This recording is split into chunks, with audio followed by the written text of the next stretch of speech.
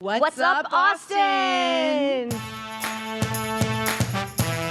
Welcome into the call-up. I am Jillian Sackvitz. This is my amazing co-host, Susanna Collins. And today we are going to do an incredible deep dive from South by Southwest in the city of Austin with an incredible guest, Susanna I know. Collins. We're so excited. We are so honored to have this gentleman sitting here with us. This is a guy who is a former captain and U.S. men's national team legend. He made 111 caps for them. He's played in World Cups. He has played in Olympics. He's played in the Bundesliga, the Premier League, MLS, and he is now the sporting director for Austin FC right here in this wonderful city. Claudio Reyna, it is so good to have you join us on this stage. Thanks for having me.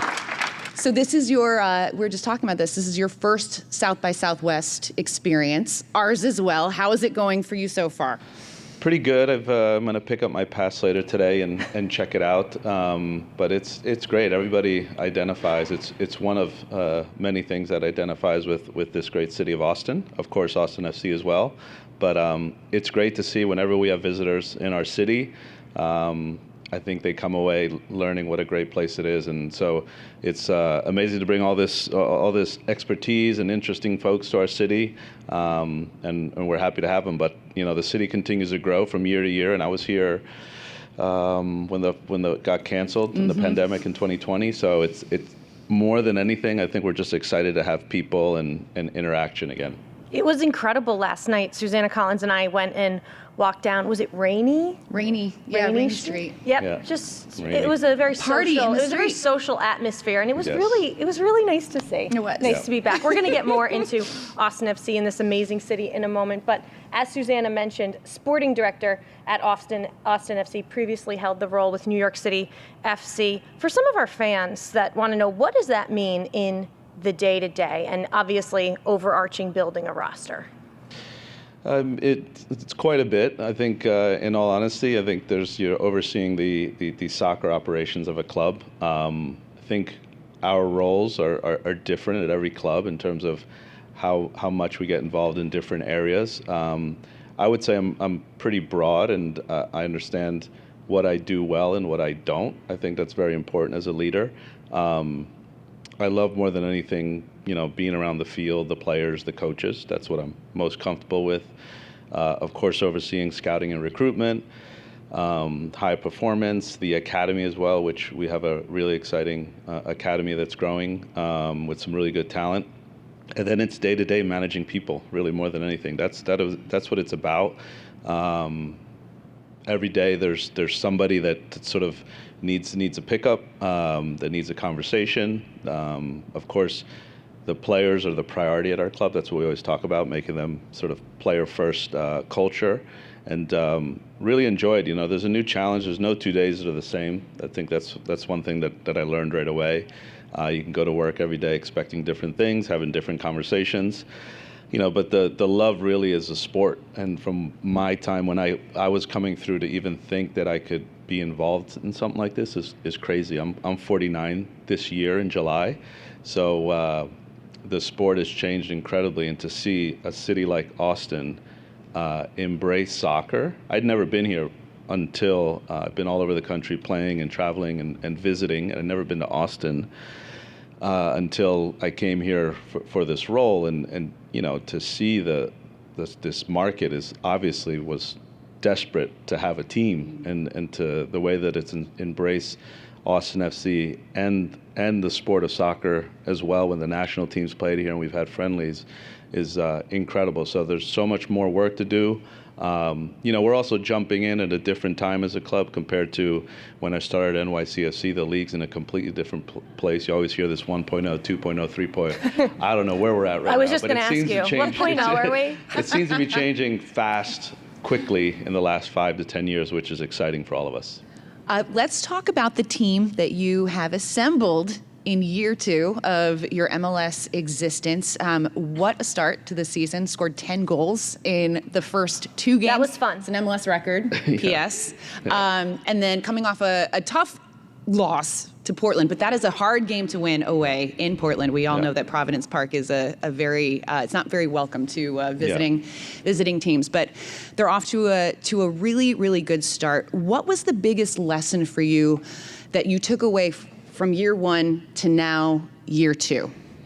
Yeah, many takeaways. Of course, you're always learning. I think you look at the team sort of come together on the field, and you realize that there's gaps missing. Unfortunately, last year we had 4 season-ending injuries before Game 5, 2 in preseason and 2 in Game 2 and 5. So we were impacted with some of those players that were going to play significant minutes. But then as the team starts playing, you see there are some holes, and not just on the field, but I think in terms of leadership, and that's what we wanted to address.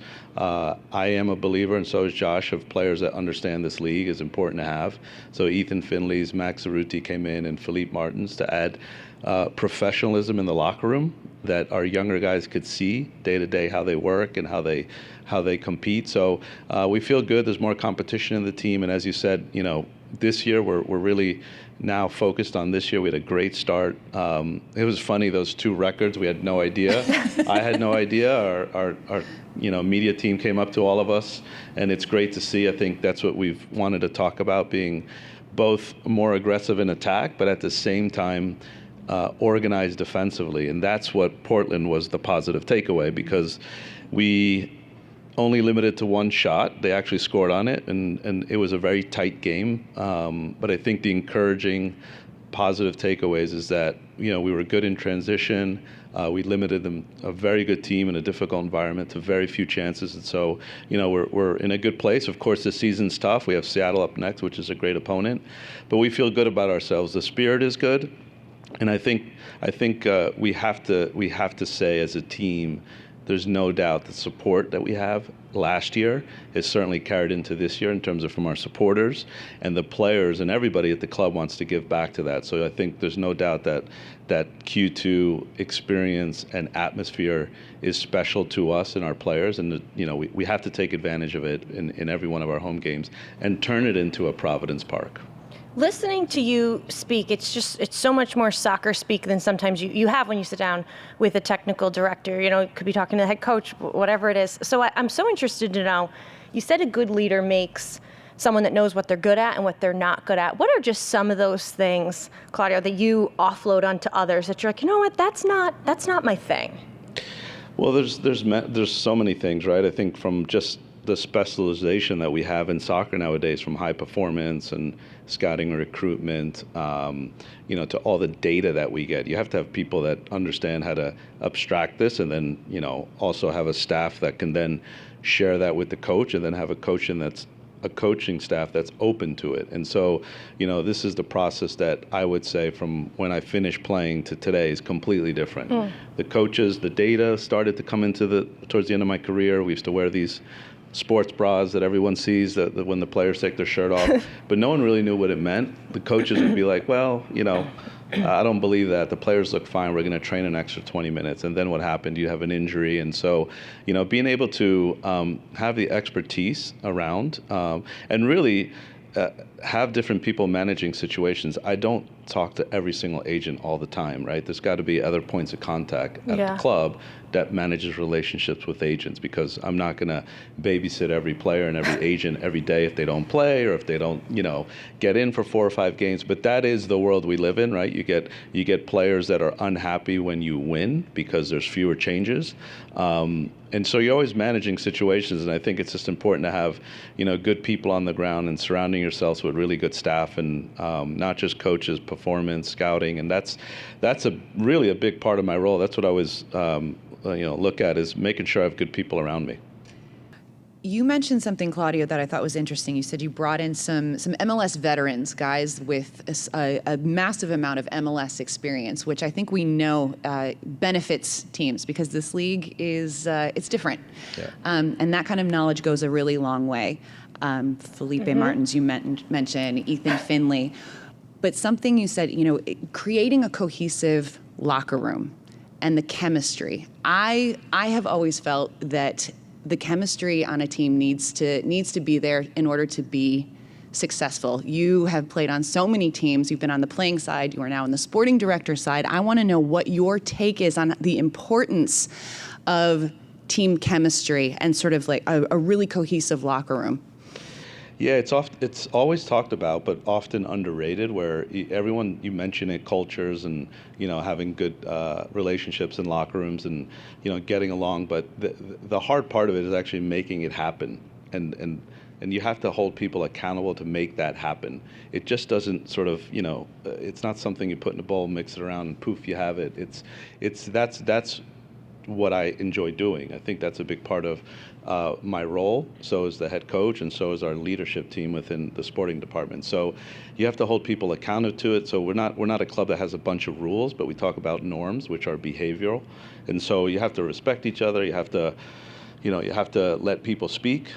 We could learn something from an intern, that we've a good idea on how we do something, whether it's operationally or on the field or even in the gym, which we have some great experts there. So it's just being able to make sure that part of it is that's the human to human relationships. It just doesn't happen, and so by having players that set those rules and ground rules and what a standard is in the locker room is very important. So, I've been on many teams and had some incredible teammates, but for whatever reason, sometimes it doesn't happen. And as a player, you can only do so much. You really need everybody to be a part of it. And so sometimes those conversations are difficult because, people don't realize from the outside, and you probably hear rumors about it, but some of the best players, even in the world, may not be the best locker room guys, but you kind of let it be because they score 40 goals a year. So, you've heard of it, and I really look into that. And that's something that as I retired and in the role I am now, I love following in teams and the spirits that they have on the field. And that's something that I think you can see as well. And you could feel it as well within the locker room. And that's something we've talked about a lot at our club this year. What's a team that you played for where the chemistry was right and it translated? There was two that really kind of rise, and I would say different moments of the national team, but in particular the 2002 team that made a run to the quarterfinals and was really close to getting to the semifinals.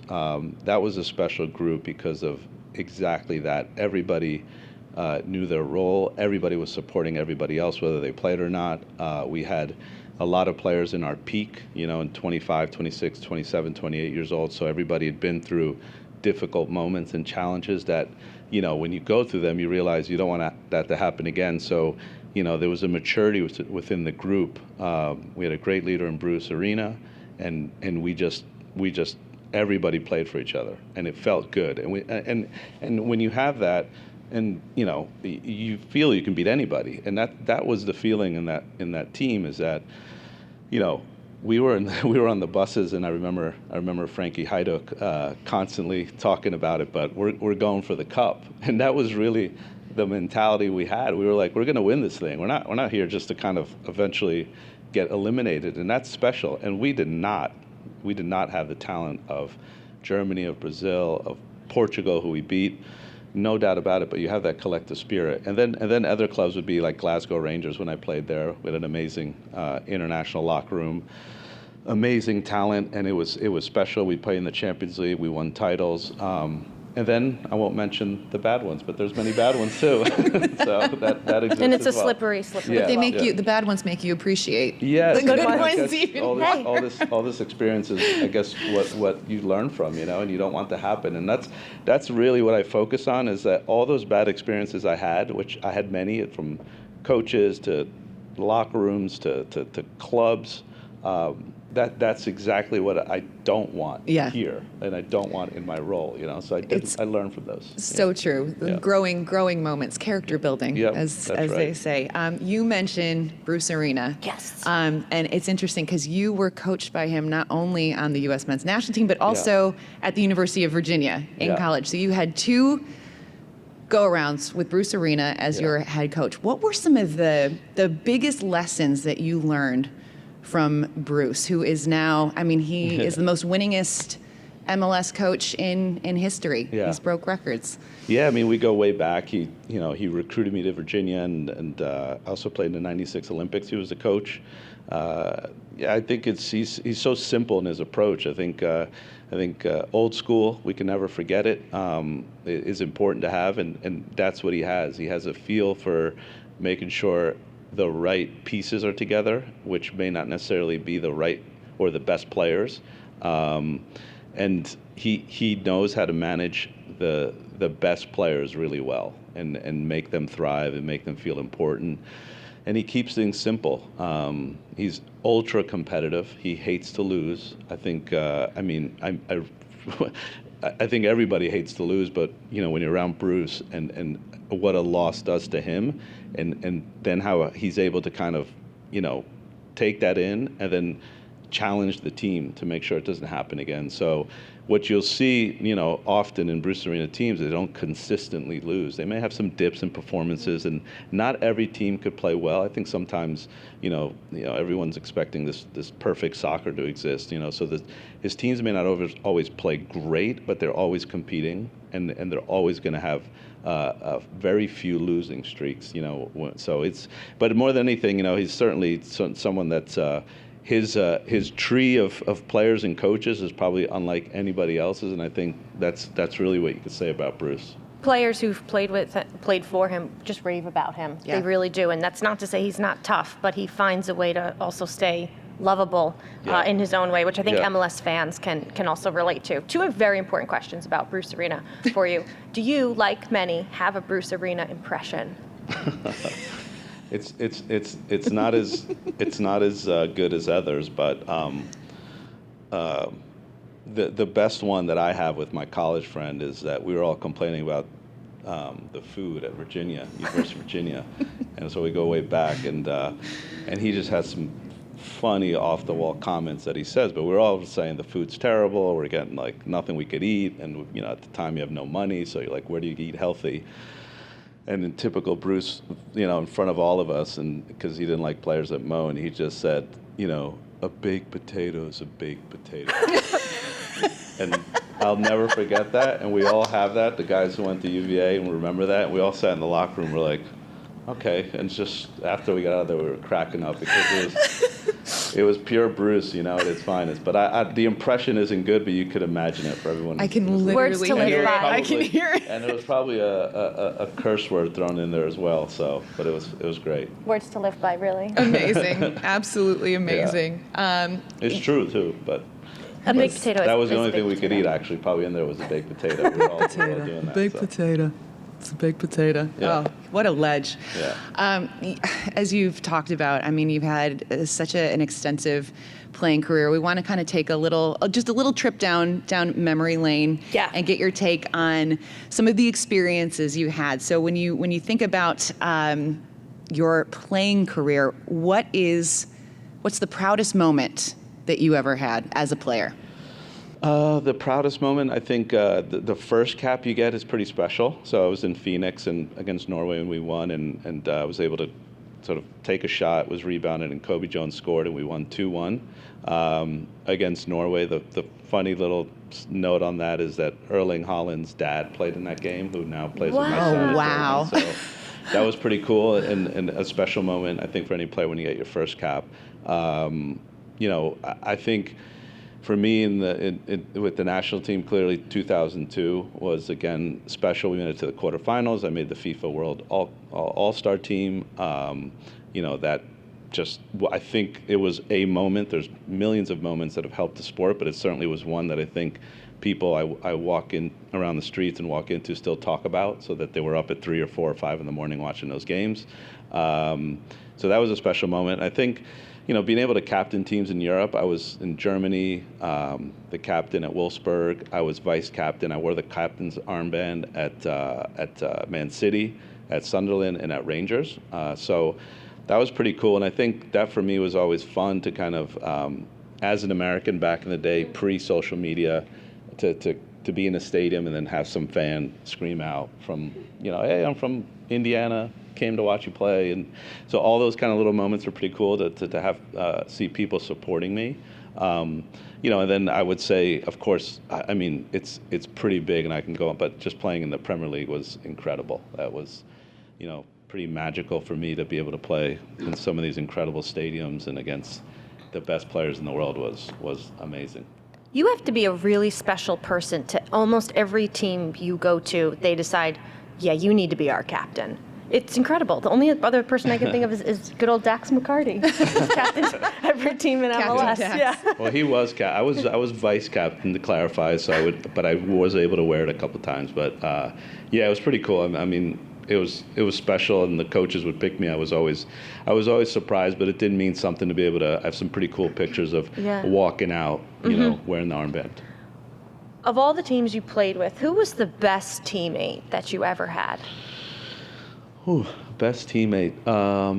Man, I mean, some really good friends. Obviously, I think it's hard to kind of keep out. Obviously, my generation of guys are, you know, Eddie Lewis, Brian McBride, Casey Keller, Greg Berhalter. We all played. We're all kind of the same age, so we're all really close.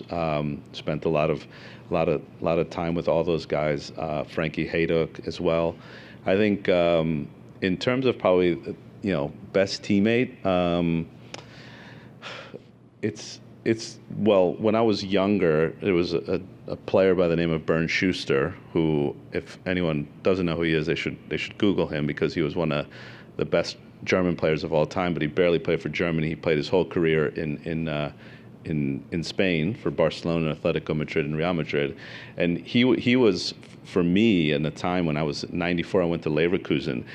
We were like laughing stocks. Americans don't play soccer, you know, no respect. I mean, I went through all that over there. And how old are you at this point? I'm 21. So, but he was the first one, and Rudy Fuller, who was an amazing German player.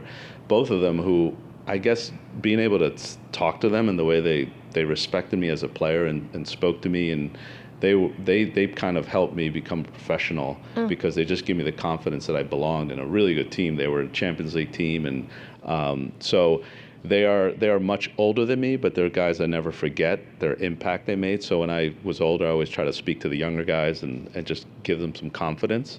But I think probably one of the kind of best teammates I would say is Brian McBride. He's just he was the one guy that I always say this story, and I'm not sure if I always believe him, but he was the only guy, like, when he didn't play, who was generally happy when the forward scored, that was keeping him out of the team. And I was like, always found that funny, because I think guys are competitive. You want to play, so if the guy in your position has a great game, you're like, well, I'm not playing the next game. Brian was genuinely so happy for his teammates, and that kind of speaks to who he is. What a good human. Yeah. So it was great. He was probably the best teammate that I've ever played with. Oh, I believe that. Yeah. That's a great story. Claudio, who was the player that you hated going up against? Oh man, there's a couple, and I go straight to the Premier League, because there was so many good players that I played against, and everyone always talks about, you know, I even mentioned, of course, Patrick Vieira, Roy Keane, and Steven Gerrard right off the bat, and Paul Scholes. MLS legends, Hey, you know, those guys. Paul Scholes as well was incredible, but every week the player I was playing against was so good. But if there's one player, it's Steven Gerrard. I always say this to everybody. He was unbelievable in terms of how quick he was around the field, the ability he has. I always said, like, he was probably the one guy that I thought he could probably play any position and be world class. Wow. Whether it was right back, center forward, 10, 8, whatever. He was amazing. I remember just, you know, playing against him thinking, this guy is just incredible. The passes he could hit. He always came up with important goals, and, you know, and just, I think he did it in a very quiet way. All those guys, I would say, were so humble. I remember playing against Patrick Vieira as well. That was just, he was unbelievable. He felt just almost unfair when you played against that Arsenal team, and he was like in the middle of it. That was the best team I ever played against. In terms of jumping to answering another question there, maybe that team was amazing, but the best midfield duo, I would say, was Roy Keane and Paul Scholes. Those guys were incredible. Oh God, that United team was just amazing. insane. Yeah, so I got to unfortunately play against them, but they were amazing. They were really good. you already have, named off so many stars, and it's really incredible. You make the soccer world, I just have to say, you make it sound so small. Like, and it's a worldwide sport, but for you, it just seems so connected. Of all the people you've met, played against, anything, who left you the most starstruck? Who were you the most nervous to run into? Most starstruck, I would say. I probably met Maradona in the What? Can you tell us a little more about that? Yeah, it was 95 Copa America. We were playing down in Uruguay, and he was at the game when we played Argentina. We actually beat him 3-0. It's a big upset in U.S. national team history. And he came to see. We saw him after the game, and he was someone that I had pictures on my wall. My family's from Argentina, so my background was that's the Argentinian national team, and Maradona was, I say, the reason, of course, besides my dad and people that helped me, but the reason I wanted to be a professional soccer player. So when I met him, I didn't even know what to say. I froze. He was right in front of me. I couldn't believe it was him. I couldn't believe how small he was as well. And it was sort of like all these flashbacks came through my head of like celebrating when he scored, and all the pictures I had on my wall. And I was like, I didn't know what to say, and I just shook his hand. And so without a doubt, it would be him. Did you get a photo? I did. I got a photo. And yeah, of course, it's sad that he's after what's happened to him. But again, he was something that it was sort of, I guess I imagine like a kid who grows up nowadays completely, in a different continent and is a big fan of Messi or Ronaldo, and that's what it felt like. He was from another planet. So when I got to meet him, it was pretty cool. Wow. Yeah. Oh, Maradona. Yeah. Absolutely. What did his hair look like at that point? I knew that was going to come out. The hair was it was lot of looks. a little tighter, and he looked in pretty good shape. Wasn't the full flow. He was actually, I think, the interesting thing, he was still kind of playing then. That was still part of his career, so it was good to see him in that way. He looked still in good shape, and so he was fit, and I think he was playing still in Argentina at the time. So yeah. God, that's incredible. Amazing, Thank you for sharing that. That's amazing. Let's talk about family, because I know that you are a big family guy. It's massively important to you. And you mentioned your dad, who emigrated to the United States from Argentina. And I have to imagine that he was very integral in your soccer journey. Where did it start for you? Like, what are your earliest memories of getting into the sport? Yeah, so, the earliest memory, it's definitely going to watch my dad play in the, sort of New York, New Jersey leagues. The Cosmopolitan League is where he played, the men's league, and that was some amazing talent. Everybody sort of immigrants from South America and Europe. And then I grew up in a town called Springfield, New Jersey, and that was the first time I was able to play organized soccer was at Springfield Rec Soccer. My dad was my coach, and it was totally different than today, of course. I played club soccer, and my dad coached for free, for his whole time, and just made it fun. Really, my earliest memories, and I certainly always talk about this with younger kids, is, man, I hope they're having fun, because that's what it was for me. I would have to also do a lot of sort of daydreaming, because we didn't have what we have today. I couldn't imagine growing up being a professional soccer player. It was a dream, really. Now these kids can, here in Austin, go to the Q2 Stadium and think, well, I'm going to be there one day. I hoped, probably like any kid in a country where soccer doesn't have a strong domestic league, but he sort of drove me everywhere. That's being in cars and going to like state teams and all these regional teams, and then getting selected, and then I think the good thing about my dad that I've learned now having kids is also at the right time. So he pushed me. He was really hard on me. He was much harder than I am on my kids. That's what I always tell him. I'm like, you have no idea. Like, he would not accept a bad pass or a bad touch, and but that's kind of the tough love that I had. But at the right time, also, he kind of stepped away and said, okay, now you're an adult at 18, 19, and he said, you got to figure this out. So he never bothered like the coaches on the national team or on the, in college or my club teams when I started to play on different teams. And, he became a sort of a supporter and a fan quickly as well. But, he didn't know any other sport to teach me. So it was like, you're going to play soccer. And I loved it. So I guess the passion that he had is something that I just grew up with, at home. And, when his club team would lose or not, I would hear it and he'd be frustrated. So that's kind of what I grew up with, and it was special. You mentioned your kids. We obviously have to talk about your son, Gio Reyna, that you and your wife, obviously good soccer genes. Danielle Egan Reyna played at North Carolina alongside the likes of Mia Hamm. I've heard you often joke that she's the best soccer player That's right. in the house, or not joke, say that she's the best soccer player in the house. Gio, 19 years old, playing for Dortmund. He's back. Nice to see him back from over the weekend. How is he, and what has that process been like? The family moves here to Austin, and you guys have your 19-year-old phenom son playing for the U.S. men's national team and in the Bundesliga. What's that been like? Well, it's certainly proud more than anything, but it's unfortunately hard not to mention this moment that his breakthrough was exactly when the pandemic started. And so it's part of his career and sort of his journey has been this. He's broke through at a very young age at 17. Wild, of course. You just never know these things are going to happen. When he was younger, he was very talented. He loved it. He was being scouted and recruited by teams all over the world.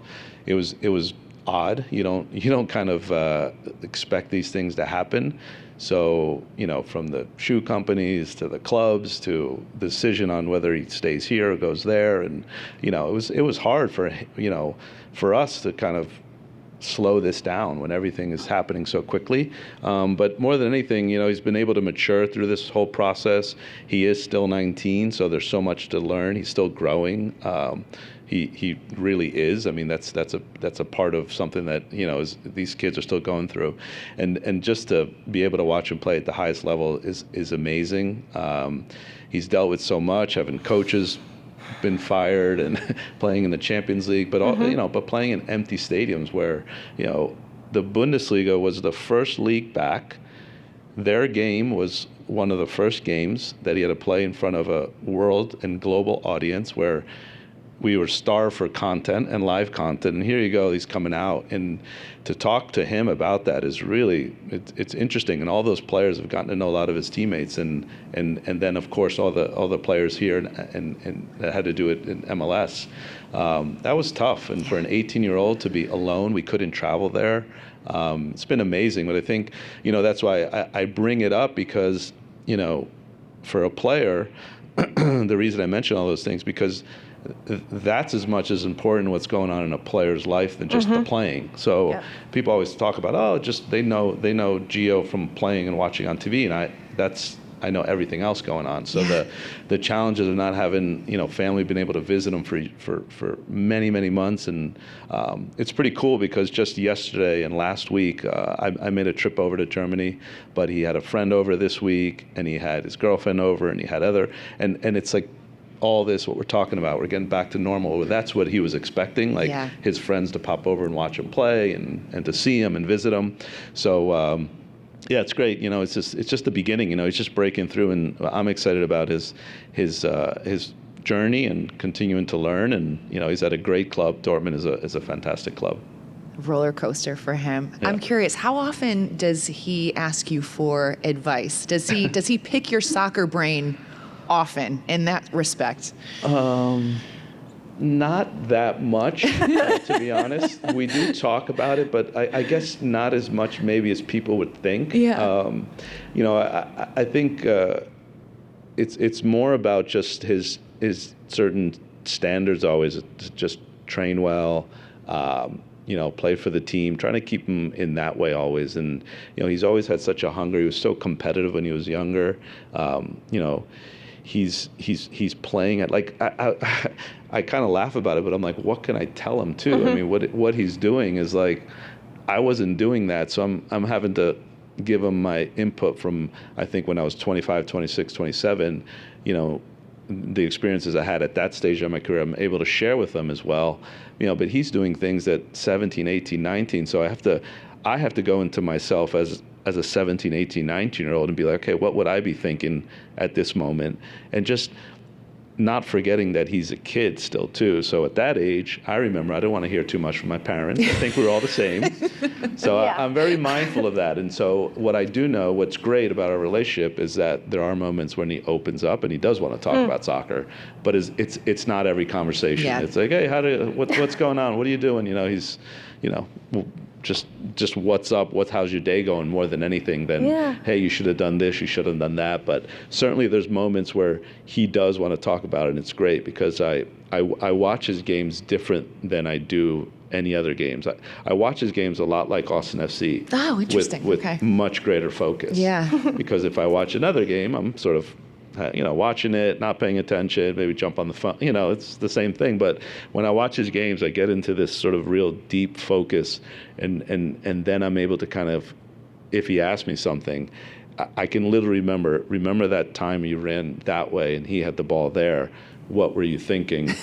And just to kind of get to his brain. So I ask questions. Did you see the guy there? So I'm always, I approach it in a way to ask questions to him, because the one thing we need to remember as fans or as a dad watching your son play is that what they see is totally different than what we see from the sidelines and from the stands. So what looks easy from the stands, sometimes on the field, that's why I always ask, did you see the player on the left when you were dribbling? And he'll say, yes, but I thought the defender saw me and he would have read it and taken it, so that's why I went that way. So that's what's really interesting, is being able to get into his mind when he's on the field and say, did you see the person there? What were you thinking? Did you realize you could have made that run?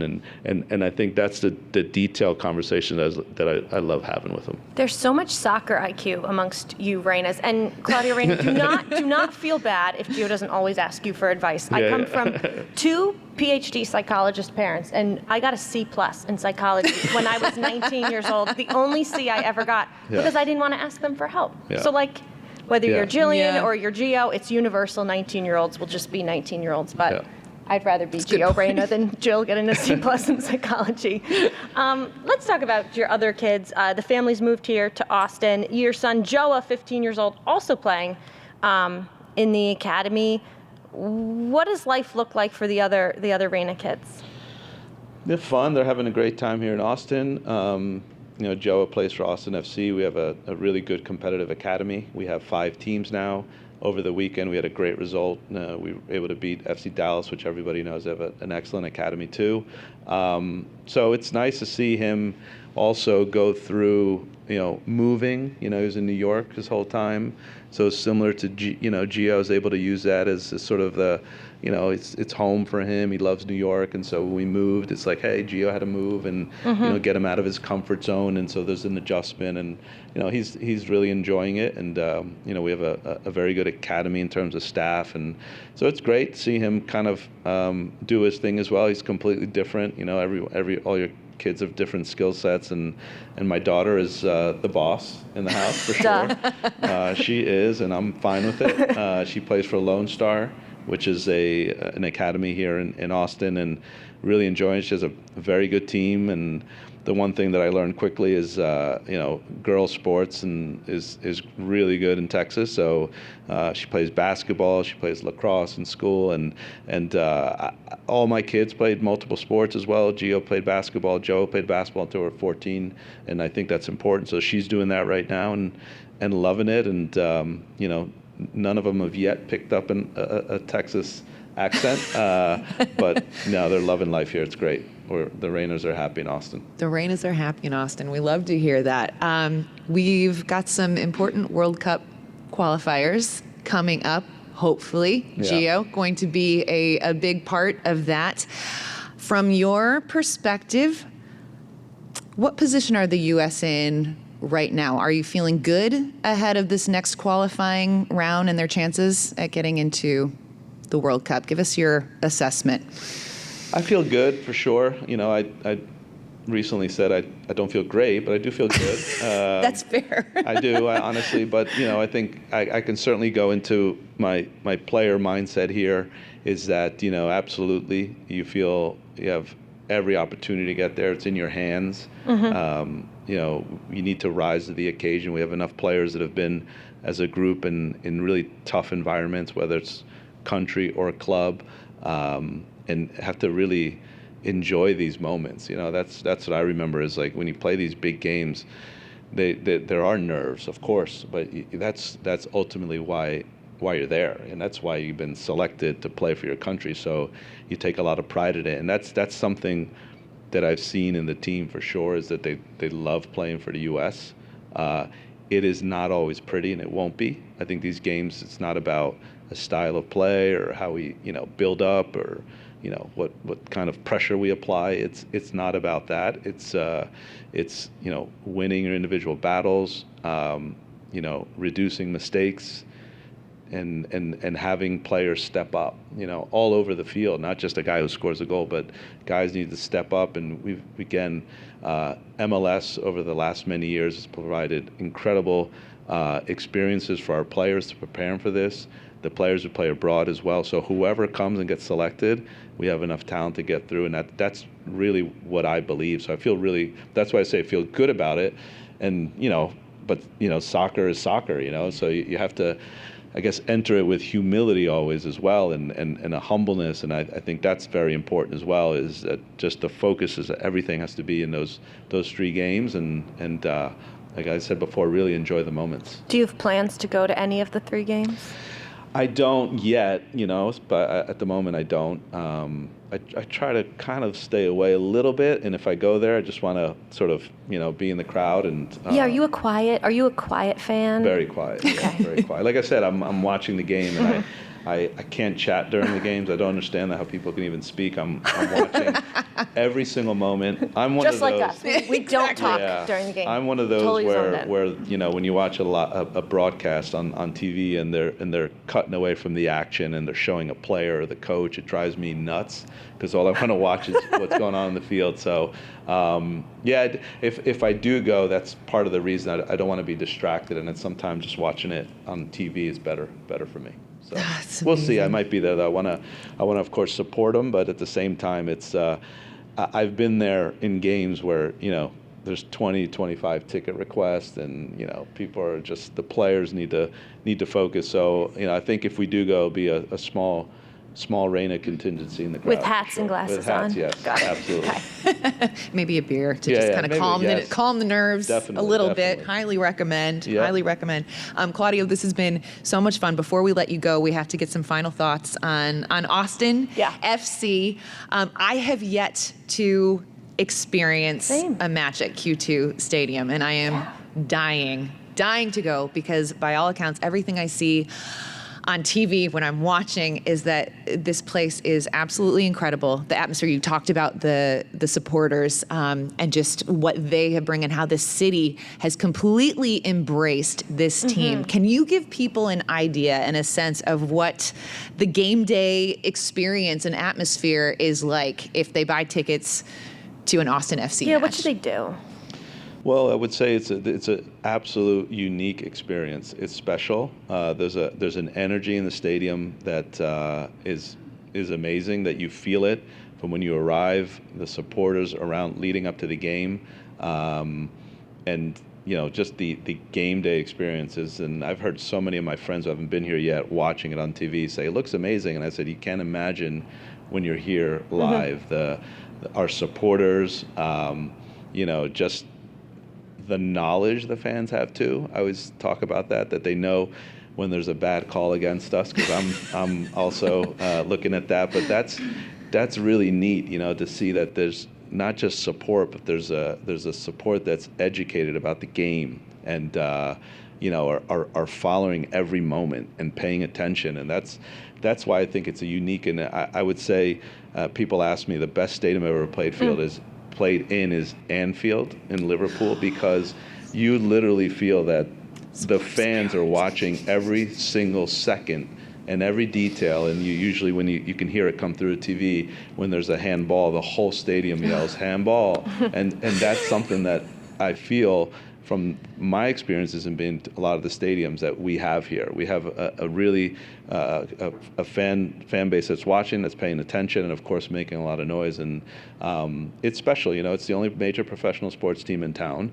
It's the first team that has Austin on a badge, and people are proud of that. And so we want to give 100%, and you could feel it. The players love playing in front of our fans. Wow, so Anfield and Q2 in the same stadium. I'm a huge Liverpool fan, and your Steven Gerrard shout out and the Anfield shout out has just literally warmed Suze isn't my flying out heart. tonight, I see a LFC There right in the front and there. another one too, I know, sitting in here. You're playing to the crowd. Yeah. Yes. Final question. Benchmark, what does success look like for Austin in 2022? Well, I think you can easily say, of course, the playoffs, so that's one. But I think continuing to have really good performances, and of course, with that, picking up points to get you into the playoff. But what I like so far is the performances we have, and that encourages you when we play against anybody that we're going to compete, in the way we want to play. So continuing, the other day we had possession, so we do believe in that, and some teams don't, and that's an interesting part of our game, and it's something that we want to do, create more chances, and but again, the easy one in terms of something to achieve is making the playoffs, but continuing to just improve in the way we play, our players continuing to improve as well as a group collectively, and that's what I like about our first 3 games. Beautiful. Amazing. Well, Amazing. It's not every day that we get to be hanging out in Austin on some nice puffy chairs with Claudio Reyna. So, Claudio, if you don't mind, we're going to keep you around for our final segment of the show, and that is called Here for This. Your daughter, Carolina, probably knows what that means. Here for This means just something you're kind of here for, you're into this week in MLS. And Suze, you want to go first? I do. Since you've been hanging out in Austin. What are you here for, my friend? So I have been in town for the last couple days. I was here for the EMLS event, which was so much fun. This was yesterday. This was at Austin City Limits Live, right downtown. And for those of you who don't know, EMLS is the professional gaming tournament. So it's guys playing FIFA. And it was wild. And Ex Verde is the player who represents Austin FC. Very talented guy. He got knocked out quite early yesterday, but the Austin FC supporters showed up. They stayed the entire time. The crowd was incredible. They got behind all the other gamers, and it was just, they had the drum line there. I mean, it was a party, and it warmed my heart, because I was like, how cool that, even though their guy is not competing anymore, they stuck around and supported all of the other players, and it was a kick-ass event. I can say it. It was absolutely amazing, and so great to do it in person, because we've been virtual for the last however many years. So I was just so here for the Austin FC supporters. It was awesome. I got to spy on you for the final moments of that. You crushed it. You really did. I loved watching you back in your element. Maybe this is just a reason to, make sure everybody knows that Atlanta did beat Charlotte 2-1. I don't know. Maybe that's why I brought it up. But mine is really just comes from stalking Twitter. And I saw a nice guy named QC Javi tweeted, "An Atlanta United fan just bought me a beer. Are they all like that?" No, they're not. They're not all going to buy you a beer. But I really appreciate the Atlanta United fan that did buy you a beer. And I would say that the Southern hospitality is real. And there's more Atlanta United fans, probably also more Austin fans, that will buy you a beer than, say, Red Bull fans. I think that's fair to say. Yeah. So I'm here for whoever bought Coast QC Hobby a beer. That's what I'm here for. I love that. Thank you. That was a good one. Claudio, do you have a here for this? Now that you kind of get the vibes, MLS only? Oh, no, anything. Anything. It could be about the chicken nuggets you had at McDonald's. It can be about What anything are you want. here for, Claudio Reyna? It's hard not to mention Cristiano Ronaldo and the 3 goals he had against Here we Tottenham. go. I think, we to think what he's doing at his age and is just unbelievable. And so much is always talked about younger guys and players that are coming through, but I think if there's someone that people could follow in terms of the way his commitment, his mentality to continue to do this at the highest level, as a former player, it's so amazing to see. And I would say, the other thing is that, so I had to shout out him, but the other one is what I'm really here for is to see how important MLS has become in the ecosystem of soccer. And what I mean by that, if you look in the Premier League right now, we have, of course, Jesse Marsch, who's a former MLS coach, coaching at Leeds. You have Patrick Vieira, who coached MLS. You have Steven Gerrard at Crystal Palace. Yeah. You have Steven Gerrard coaching at Aston Villa, who played here for a couple of years. And you have Frank Lampard as well. So, we are becoming part of the pathway for coaches, players, and I think also other executives that are getting opportunities in the game. So what that means is just, which I'm proud of, is that the continued and growth of the respect that we're getting as a league. So when I did a show on Sunday morning, BBC Live, and just, they were, MLS is now a league people are talking about around the world, and to see, Jesse Marsch and these coaches again that played a part in MLS is great.